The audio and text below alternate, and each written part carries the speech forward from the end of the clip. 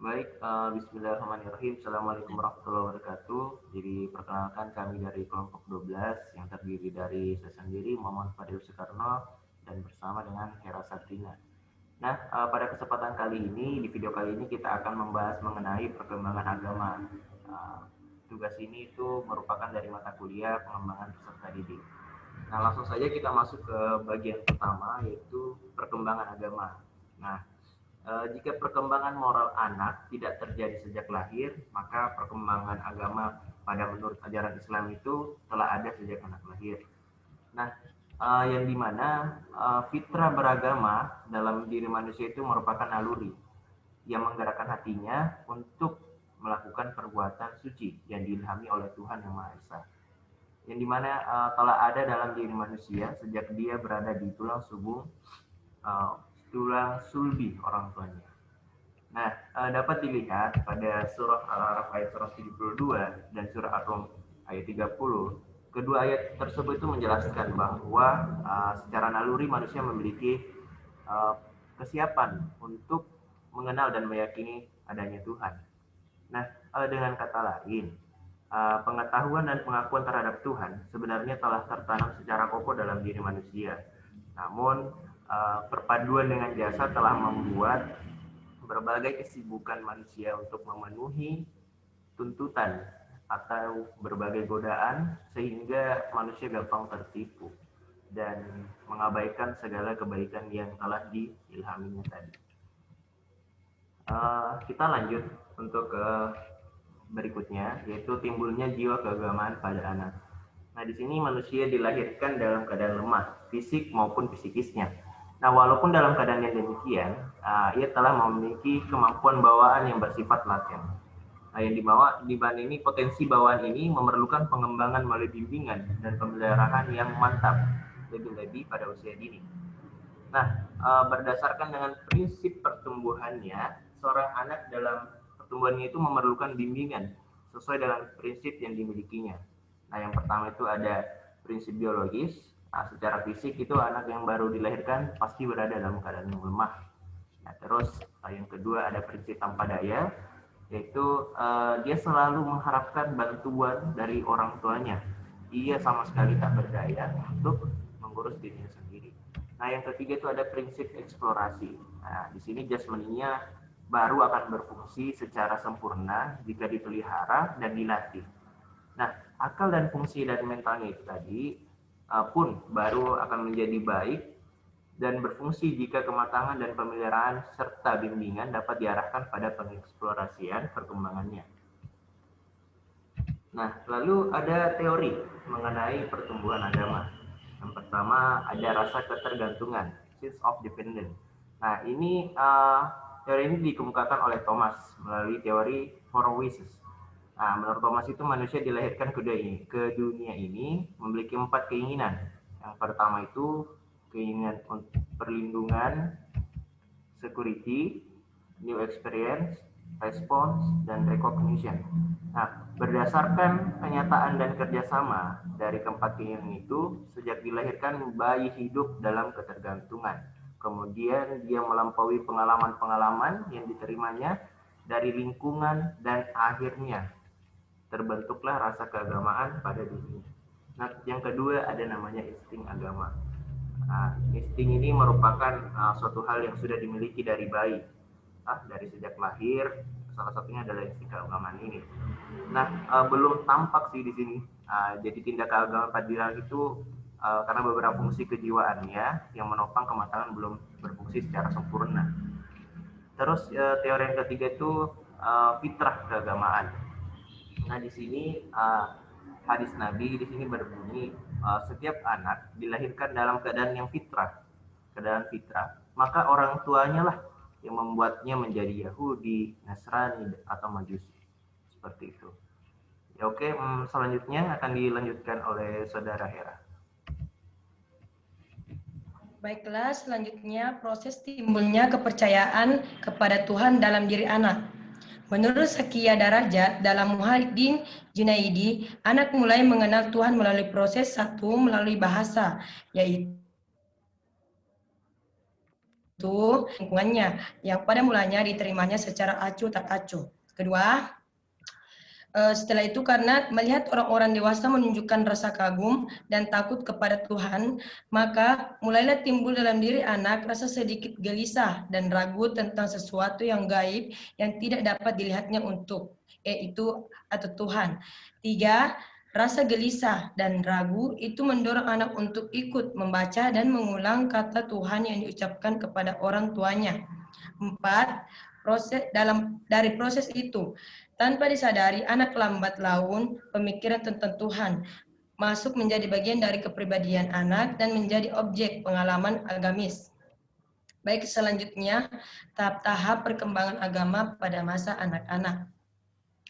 Melalui penelitian Ernest Harms, perkembangan agama anak-anak itu mengatakan bahwa perkembangan agama pada anak-anak itu melalui 3 tingkatan, yaitu 1. The fairy tale stage, tingkat dongeng. Tingkatan ini dimulai pada anak berusia 3-6 tahun. Pada tingkatan ini, konsep mengenai Tuhan itu lebih banyak dipengaruhi oleh fantasi dan emosi. Pada tingkat perkembangan ini, anak menghayati konsep ketuhanan sesuai dengan tingkat perkembangan intelektualnya. 2. The realistic stage, tingkat kepercayaan. Pada tingkatan ini, pemikiran anak tentang Tuhan sebagai Bapa beralih pada Tuhan sebagai pencipta. Hubungan dengan Tuhan yang awalnya terbatas pada emosi berubah pada hubungan dengan menggunakan pemikiran atau logika. Pada masa ini, ide ketuhanan anak sudah mencerminkan konsep-konsep yang berdasarkan kepada kenyataan realis. Konsep ini timbul melalui lembaga-lembaga keagamaan dan pengajaran agama dari orang dewasa lainnya. 3. The individual stage, tingkat individu usia remaja. Pada tingkat ini, anak telah memiliki kepekaan emosi yang tinggi, sejalan dengan perkembangan usia mereka. Konsep keagamaan yang individualistik ini terbagi menjadi 3 golongan. Pertama, konsep ketuhanan yang konvensional dan konservatif dengan dipengaruhi sebagian kecil fantasi. 2. Konsep ketuhanan yang lebih murni dinyatakan dengan pandangan yang bersifat personal atau perorangan. 3. Konsep ketuhanan yang bersifat humanistik. Selanjutnya, faktor pembentuk jiwa keagamaan pada anak. Adapun faktor yang membentuk anak mulai mengenal dan mendalami agama yaitu 1. Faktor internal atau bawaan. Perbedaan hakiki antara manusia dan hewan adalah bahwa manusia memiliki fitrah atau potensi beragama. Dalam perkembangannya, fitrah beragama ini ada yang berjalan secara alamiah dan ada yang mendapatkan bimbingan dari agama. Sehingga fitrahnya itu berkembang secara benar sesuai dengan kehendak Allah Subhanahu wa taala. 2. Faktor lingkungan atau eksternal. Keluarga merupakan lingkungan pertama dan utama bagi anak. Karena itu, kedudukan keluarga dalam pengembangan kepribadian anak sangatlah dominan. Keluarga merupakan training center bagi penamaan nilai-nilai pengembangan fitrah atau jiwa beragama anak, seyoganya bersamaan dengan perkembangan kepribadiannya, yaitu sejak lahir, bahkan lebih dari itu sejak dalam kandungan. 2. Lingkungan sekolah. Sekolah merupakan lembaga formal yang mempunyai program yang sistematik yang melaksanakan bimbingan, pengajaran dan latihan kepada anak agar mereka berkembang sesuai dengan yang diharapkan. 3. Lingkungan masyarakat. Yang dimaksud lingkungan masyarakat di sini adalah situasi atau kondisi interaksi sosial dan sosiokultural yang secara potensial berpengaruh terhadap perkembangan fitrah beragama atau kesadaran beragama individu. Baiklah, selanjutnya sifat-sifat agama pada anak. Dalam kaitannya dengan perkembangan agama, muncul sifat-sifat agama yang dimiliki oleh anak antara lain. Dalam kaitannya, pertama, unflektif tidak mendalam, yaitu kebenaran agama yang diterima anak tidak begitu dalam sehingga cukup sekadarnya saja. Dan mereka sudah merasa puas dengan keterangan yang kadang-kadang kurang masuk akal. 2. Egosentris. Oke, egosentris yaitu dalam masalah keagamaan anak lebih menonjol kepentingan dirinya dan lebih menuntut konsep keagamaan mereka pandang dari kesenangan dirinya. 3.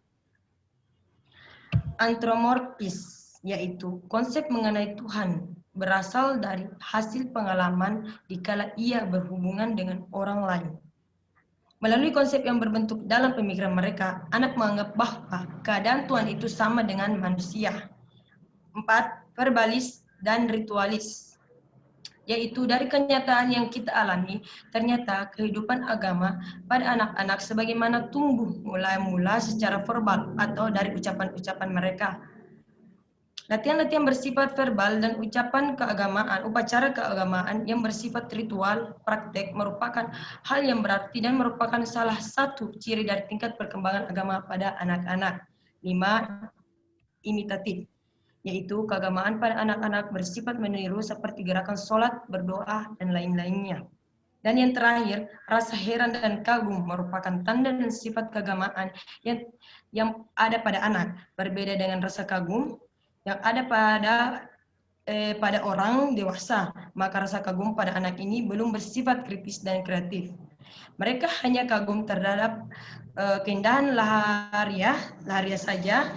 Perasaan kagum ini dapat disalurkan melalui cerita-cerita yang menimbulkan rasa takjub. Itu tadi mengenai materi kami, yaitu perkembangan agama. Saya rasa cukup singkat dan jelas juga. Dan jika ada yang dipertanyakan, silahkan dipertanyakan kepada kami. Saya kira cukup sekian dari kami. Kurang lebih mohon dimaafkan. Assalamualaikum warahmatullahi wabarakatuh. Assalamualaikum warahmatullahi wabarakatuh. Terima kasih.